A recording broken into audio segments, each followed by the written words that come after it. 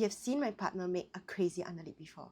He's about to do it again. But before he does it, I want you to sit in his seat and think about what you would do in this situation. Imagine you're defending this 2 clubs contract. During the auction, you had opened 1 of trumps, south doubled, which is for penalty, partner passed, and north ran to 2 clubs, which then got passed out. Now you underlead the 5 of spades, which was won by declarer's jack. Partner played the 7, which should be upside down count. So here, you and your partner play upside down carding. And the agreement is when partner can't win the trick, partner shows count. So here, if 7's high, then that will be an odd number of spades. If 7's low, then that will be an even number of spades. Declarer continues with the queen of diamonds, partner playing the 9. Once again, upside down count. You win this with your king and cash the ace of spades. Now you return the 3 of hearts because you play 2 for return. So this will be 4th best from a holding with an honor. Here you have 2 honors, or 2nd from no honor. Declarer plays the queen and partner the 4. So this once again would be upside down count.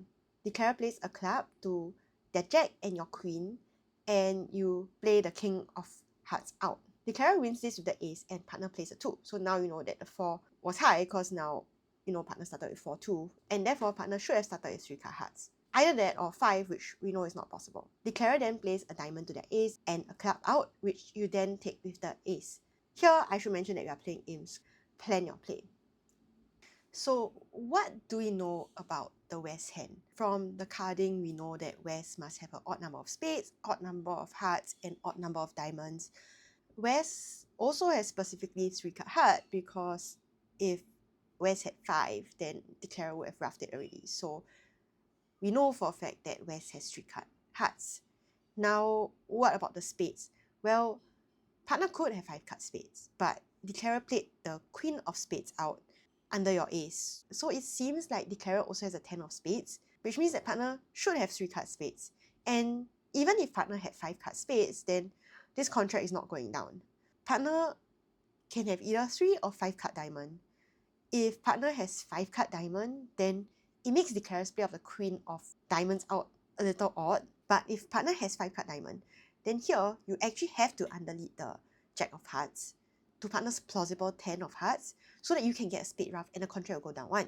If I didn't have the 10 though, then that would be giving opponents an up trick. But that said, I mean, this is imps, so I think if partner was playing me for 3-3-5-2 shape, then partner would have no choice but to underlead the heart. Alternatively, partner's shape could be 3-3-3-4, but that means that Declarer bid 2 clubs with just double turn club. So that would be kind of really weird. If I started with 3-3-3-4 shape, then cashing a jack guarantees that the contract is going to go down, down 2 in fact, because I have the 10 of clubs. 3 if I have the jack of diamonds, which is still possible. So partner can cash the jack of hearts and then play another heart, which what can South do? If South roughs with the 9, then I'm going to override 10 and see if partner hits rough. If Declarer roughs with the king, then I can pitch and I'll score both trumps. Like partner's not going to get the spade ruff, but I score 2 trump tricks. A contract is going to go down whether I have the 10 of hearts or not. On the other hand, if I have the 10 of hearts and partner underleads, then there's no difference because I can score the 10 and then I can give him his spade ruff and I'll still get another club at the end and the contract goes down. But if I don't have the 10 of hearts, the Declarer can now win with the 10 of hearts, ruff a diamond small, draw trumps. Now that's 7 tricks and then cash a spade. And then I can ruff the last spade, but Declarer has already made their contract. Even if I could ruff the spade, then I'll have to return the diamond in the end, and Declarer is still making their contract. So if I had 3-3-3-4 shape, then it can never hurt to play the jack.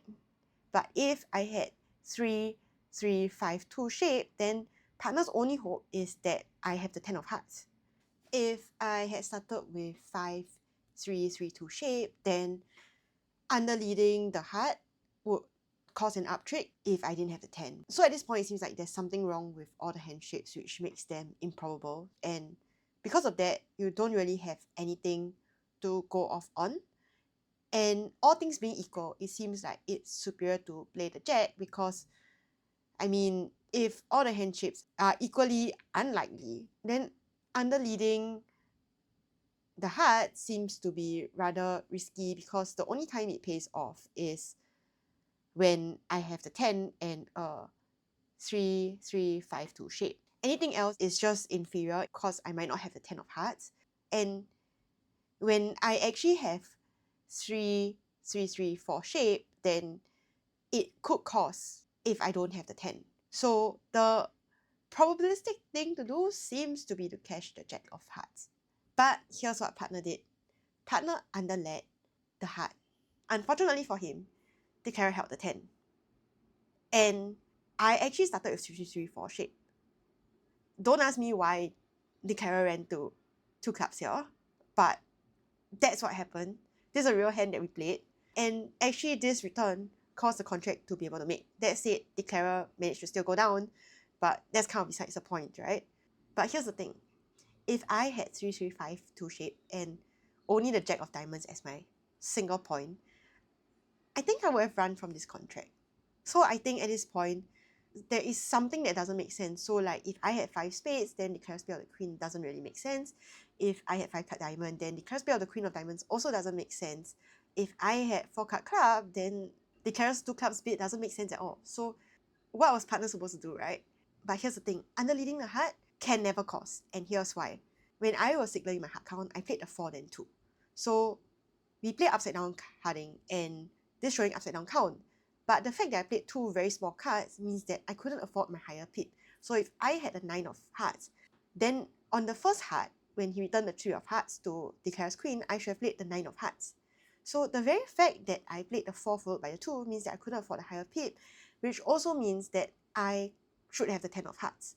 So in all these scenarios, as long as I have the 10 of hearts, it's actually never wrong for partner to return a heart, which is why partner returned the heart. And honestly, when he returned a low heart, I knew that I messed up because I think I knew that the 9 didn't matter, but yeah, I still played a 4. So this was just really sloppy signaling on my part, and I think partner did a very good job of inferring that at the 10, and that no matter, I mean, he was given a choice of very improbable layouts. Like for each one of them, there was some kind of logical fallacy which eliminated it. So he had no good choice to make. So yeah, I guess when faced with all these improbable layouts, he could only go off like what he trusted the most, which was my signals. And I guess on this particular hand, I did fail him by not signaling properly.